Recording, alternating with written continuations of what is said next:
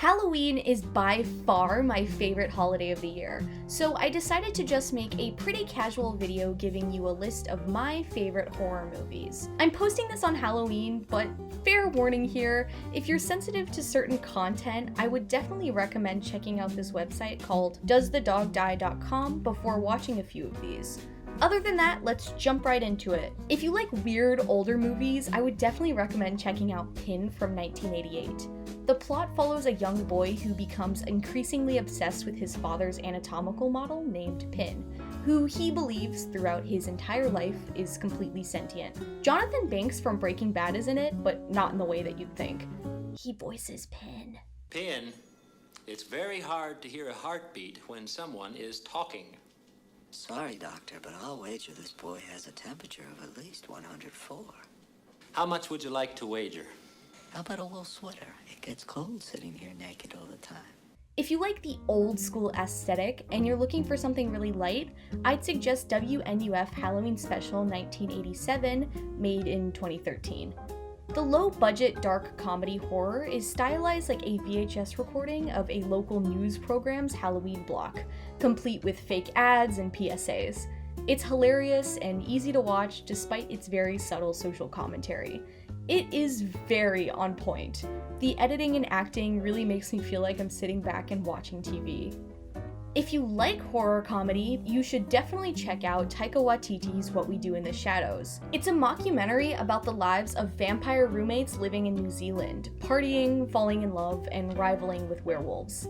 It's pretty famous and even has its own spin-off TV show, but if you haven't seen it, this is definitely one that I would recommend watching with your friends because it's just so fun. If you want an experience, you need to watch Greener Grass. This movie is fucking weird and hilarious. It's a thriller comedy set in a fictional, picture-perfect suburb uncovering the lives of its bizarre residents. Children turn into pets, men become obsessed with pool water, everyone has braces, and oh, by the way, there's also a maniacal stalker roaming around the entire movie. It is surreal and satirical, but not in a way that ever feels heavy-handed. If you want something even weirder but you don't have time to watch a full-length movie, might I suggest Possibly in Michigan, the musical, cannibalistic art house short film directed by Cecilia Condit. This movie makes me feel gross and I love it. I'm not gonna give any more information, just watch it if you think you can stomach it. It's so good. If you like found footage and absolutely want to be scared out of your mind, I would watch Noroi or The Curse. It's a Japanese horror movie about a paranormal journalist who goes missing after completing his documentary about an ancient small-town demon. I think there's a few jump scares, but it's the tone and disturbing imagery that really sits with you. I know a lot of people don't like found footage, but this one uses the shaky camera and low budget to its advantage. If you're a pretentious film student and you haven't seen Gaspar Noé's Climax, well, then you're just simply not pretentious enough and you need to earn your badge. This movie is a trip, literally. A couple of my friends suggested it to me because it's weird, disturbing, and anxiety-inducing, and if you're like me and can tolerate that kind of stuff, you should go into it completely blind. I actually didn't think it was as disturbing as they said, but I would be lying if I said it didn't make me shudder a couple times. It's French and it's about dancers, that's all I'll say. If you genuinely like horrifically gross movies, but you're too much of a pussy to watch actual snuff films, In a Glass Cage is for you. It's a Spanish psychological thriller about a pedophilic Nazi doctor who, after World War II, attempts suicide and fails, leaving him forever trapped in an iron lung. He gleefully hires a young boy as his nurse until he soon begins to deeply regret this decision. Trigger warning for like literally everything. If you're down with foreign movies, but you don't like things that are super disturbing, but you do like political and social commentary, and you do like to have a good time, I've saved my favorite for last, House.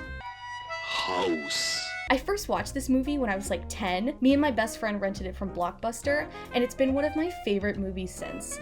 I know it's popular, but I couldn't not include it. A young schoolgirl named Gorgeous travels across Japan with her 6 friends to her aunt's remote mansion in an effort to avoid the awkwardness of living with her father and her new lover.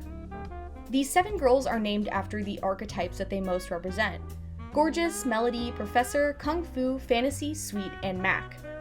When they all arrive at the mansion, supernatural shenanigans ensue, terrorizing each girl through a subversion of their individual archetypes. House creatively and wonderfully integrates Japanese societal critique through these hauntings and dreamlike visions. Basically, what I want to say is... yes. This is a crazy fucking movie. This is how much I like that movie.